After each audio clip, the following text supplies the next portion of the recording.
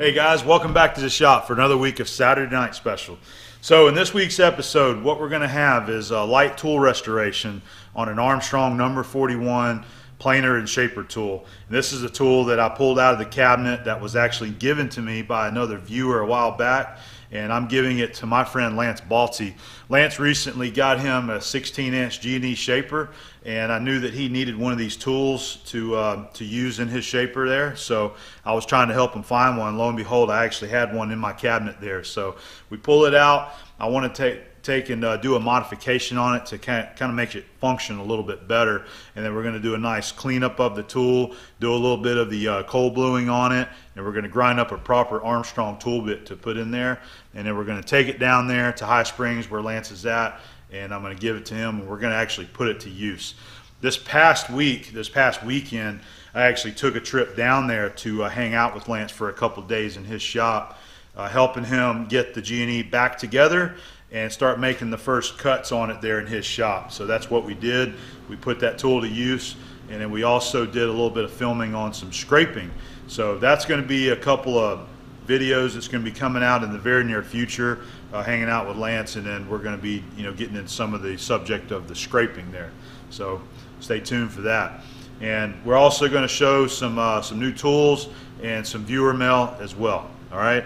And I also want to give you guys another reminder that we've got the Go to the Land Fest coming up in probably about 5 weeks or so at the end of October. So I've got the link for that in the video description down below to get tickets to that. Check that out. Hopefully we're going to see you guys out there at the event.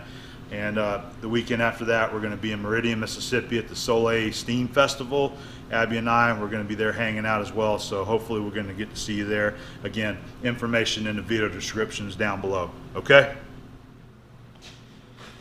Today we're going to be doing a light restoration on this Armstrong No. 41 tool holder. This is a planer and shaper tool holder. This is just like the one that I use in my shaper, except it's a size smaller. I have the number 42. So this being a number 41 is a 3/4 inch wide shank. All right. So this tool holder is actually going to be going to my buddy Lance Balti, who he's the one that makes the precision ground bench stones. And I'm going to be going and visiting him this coming up weekend. We're going to do some work together and some filming in his shop. Lance just acquired a new to him 16-inch G&E shaper. And it only come with a couple of the straight Armstrong tool holders, and I told him what he needs to find is something like this. And I remembered that I had another one in my cabinet, so I come out here this morning looking for it, and lo and behold, it's exactly the one that we need to find for his shaper, the number 41. And I will say that I recall that this was a tool that was donated to me by one of my viewers. I don't remember who it was, but one of our viewers sent this in and let me have it, and I've been storing it, keeping it just for a situation like this. So we're going to get her cleaned up, but there's a couple things that I don't like about it, just from what it was manufactured. So we're going to do a little bit of we're going to do a little cleaning up on it. I'll get you in closer and show you what we're talking about. And I also found a proper tool bit. This is an Armstrong tool bit, high-speed steel. So these tools use rectangular tool bits. Like mine takes 1/2 by 5/8, and then this is a 3/8 by 1/2 tool bit, and this is what you run in these tool holders right here. Well, let me see if I can get it in there. There we go. So not only am I going to give him the holder, I'm going to give him one of these tool bits there as well, so he has a proper tool bit to use in this. So I'll get you in here and show you a couple of the things that we're going to do to fix this up. One is going to be the nut, and nothing wrong with this piece right here. We're just going to clean it up, polish it, and then I'm going to use the Ox-pho blue on it, and we're going to blacken both this piece and the nut right there. All right, but let's see. So if you look closely at the nut, this is just from the manufacturing, so they might have had some dull tools the week they were making this batch here, but you can see the edges, how they're rolled over from the milling. So we're gonna get these real sharp burrs off of the nut. That's what I want to do there. Clean that up. We'll just lap the bottom of it so it's nice and smooth there. So we want to deburr that, polish it up, and then here on the tool holder itself, this is where the nut goes, okay? So this is where it draws up, the spindle, all right? If you look in there, let me see if I can get you in a little bit closer. You can see the rough machining there, and it's like it left a little bit of the diameter without cleaning up the bottom of it. You see that shiny area? That's where the nut's actually, whenever the nut goes in there, that's where it's trying to tighten up at. All right? So you can see it all the way around in there. So it's got a little raised lip there where it didn't quite clean the bottom of it up. Like, I don't know how they did that. You would think there would probably be just some kind of cutter that went in there and cut that counter bore. But anyway, we're going to clean that up, and this is 1 7/16. I don't have an end mill that size, so we'll set it up and we'll use a boring head and a carbide tool bit and go in there. I just want to clean that up and clean the bottom of it up. That's what I want to do there, okay? So, and then that'll allow this nut to seat in there real good, because the way it is right now, whenever I was feeling like whenever I'm trying to tighten this thing up with a tool bit, that it would just, it just didn't feel right. So we're going to see if we can get it cleaned up a little bit and make it working good, and then we'll do a polish on the tool holder itself, okay?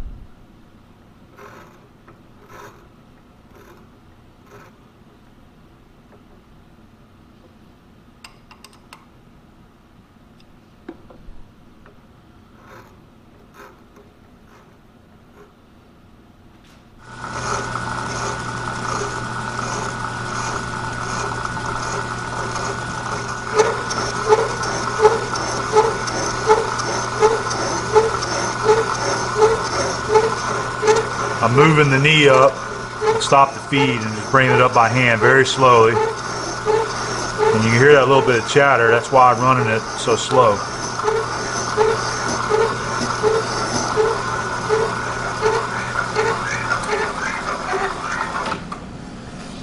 You can see just how even that machine cut was. So you can't see it on that side, but it's cutting back here, and it's still just barely cleaning up the wall over here on this side here.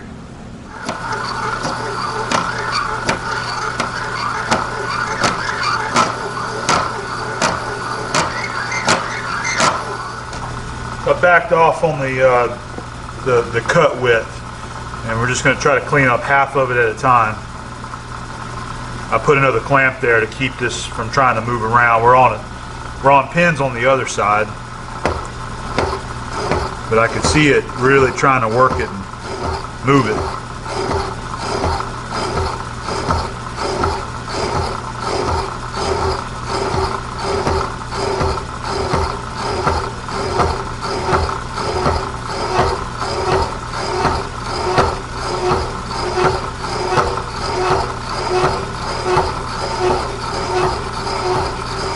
Really just want to get that cleaned up. You see how crooked it was.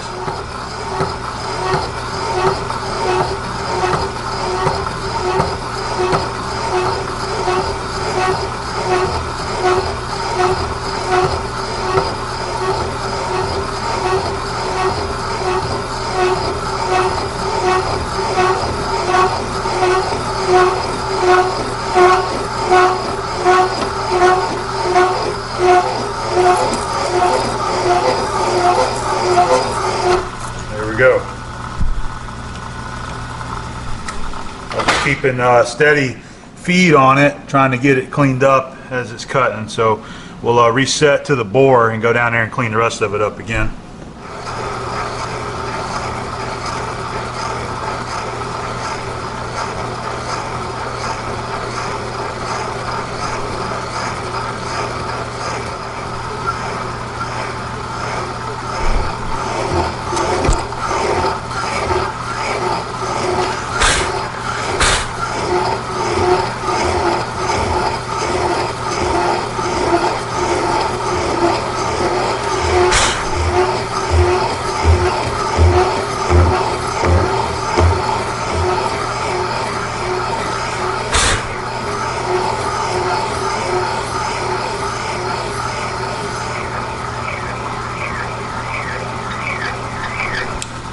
I think that's going to be it right there. Cleaned it up nice.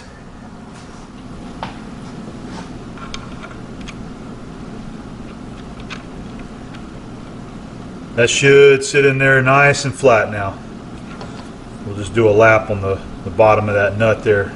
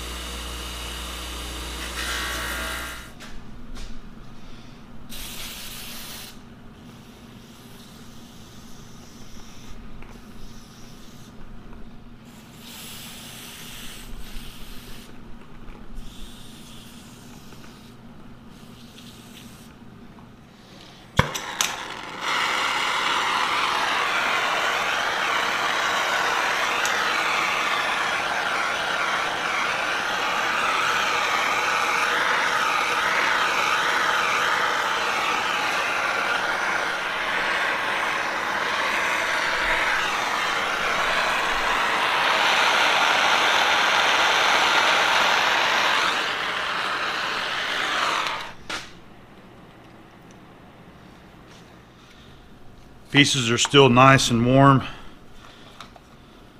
Let's see how that does. It makes a difference on the application.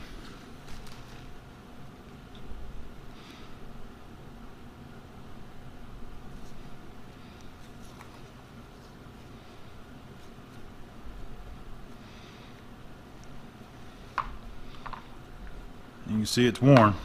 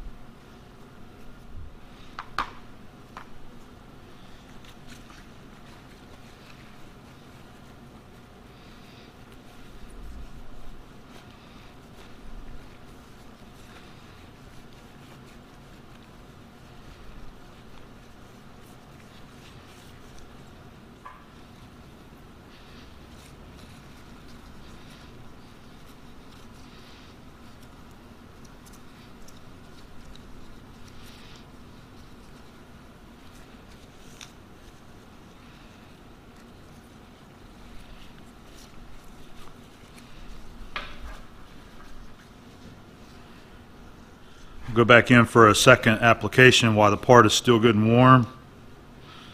Let's see if we can darken it up just a little bit more. So in case you don't know what that is, I got it clamped in my vise there. I'm using the Brownells Ox-pho blue is what it's called. It's just a cold bluing. You just get your part clean and then just do like this. Soak a little cotton ball with it and rub it on. I had some guys comment on my last bluing that it works better for them if the part is warm, so that's why I tried warming it up this time. It's looking pretty good. Then after you blue it, you just you burnish it with some fine steel wool. I think it's double-aught steel wool is what I got there, stainless steel. Just rub the bluing on and then dry it and then burnish it. It's looking good. That second application is looking pretty good on there, I think. Let's do the hex nut. Just a cool, simple way that anybody at the house can easily blacken tools or steel, anything. You can do whatever you want. I'll burnish it one more time and then finish it off with a little bit of oil on the surface there when you're done.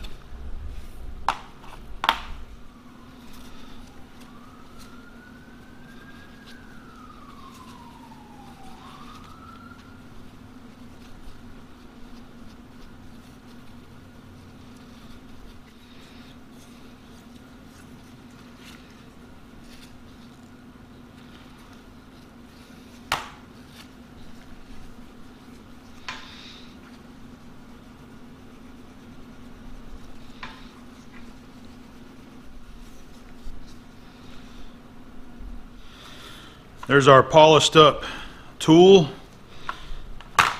and then we've got the cap that goes in there, and then our nut. So everything's looking good. Sure does look nicer, and I sure love the way that this nut is fitting down inside that counterbore now.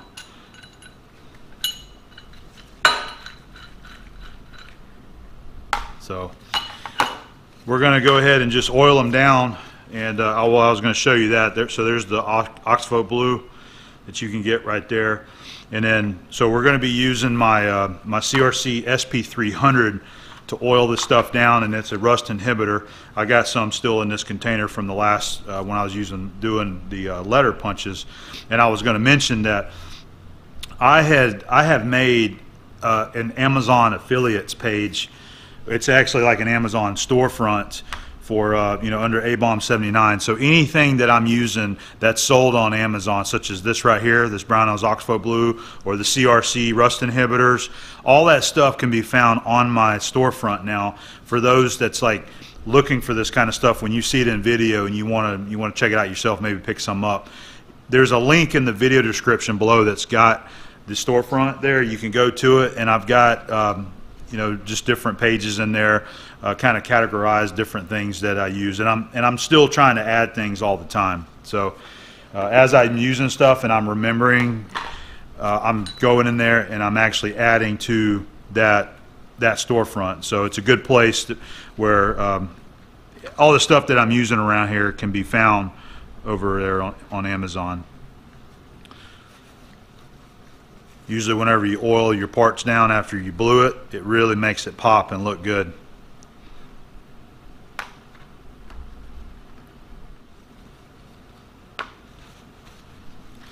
And we're gonna just go ahead and coat the tool down as well.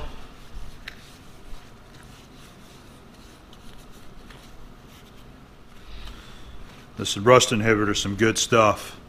It'll keep that moisture and that flash rusting from building up on your bare metal surfaces if you're not working in a climate controlled environment. There we go. This thing is ready to put to work. We might go dress up a tool bit to stick in there as well. We got that Armstrong tool bit that'll go good with it, so we'll dress it up, put it in there, and this is ready for the road trip down to Lance's.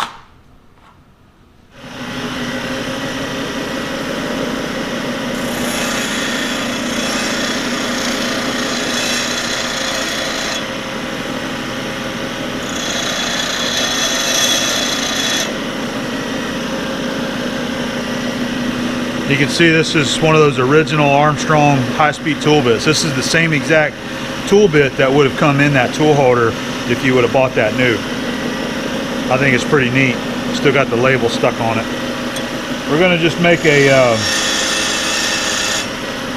right hand and a left hand tool bit that he can use in the shaper, so he'll be able to feed right-handed or from left to right.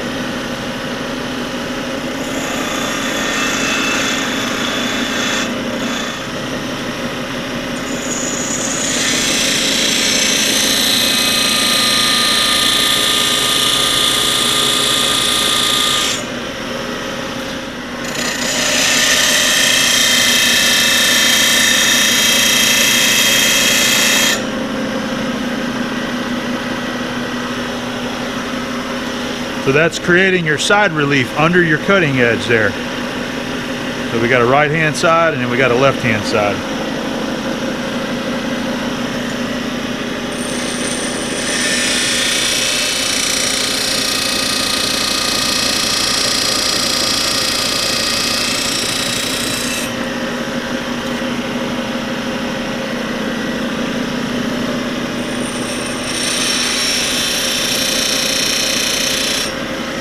Now, despite what some of the online people might say, there'll be some comments that'll say, now you've got to re-harden your tool bit. That is in fact not the case with high-speed steel.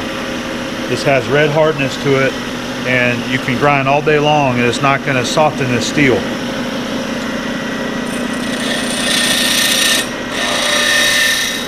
I get those comments because we discolor it. I'm giving it some back and side relief there on the top rate. This is the fine grit wheel here, so we're just going to finish. Just going to touch it up here.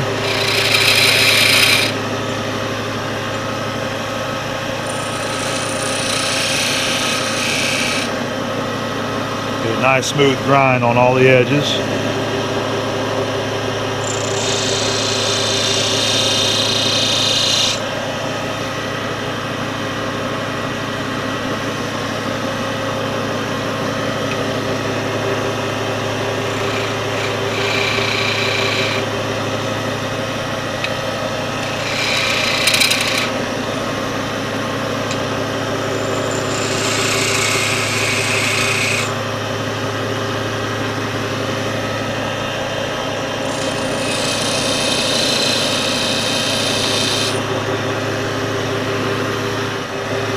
touch the corners off. Now I'll go put a hone on it. It'll be done.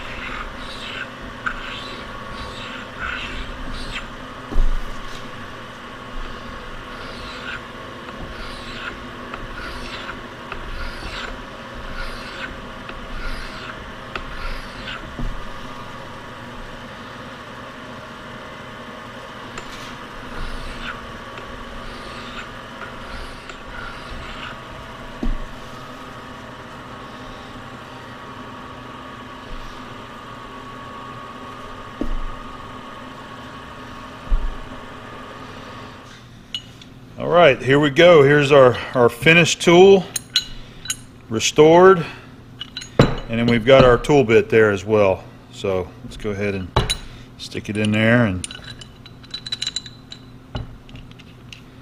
we'll lock her down. So this particular one uses 1 1/16" wrench there, and I had told Lance he ought to be on the lookout for a good, like either an Armstrong, or I would go with Armstrong to make it match, but even like a Billings, a classic Billings wrench, just a single-ended. That's what I use on my tools around here a lot. So anyway, there we go. Now we are ready to start making some chips on a shaper with a little bit of bling. So I'll be headed down there soon. Be sure to check out the footage whenever I get it edited and published. We're going to be doing some scraping. We want to make a little scraping action for you. Lance is excellent a scraper, and I want to show a little bit of his work, and maybe put a little bit of how-to out there on the channel for some scraping. And then he's also got some cast iron surface plates. I believe they're just rough cast, and that's what he was talking about, maybe doing one of those on video or something like that, or helping him out when I'm down there, and see if we can get those cast iron surface plates roughed in on the shaper, and then maybe use those for the scraping. So we'll see. Anyway, I hope you guys enjoyed. All right, we will see you on the next video.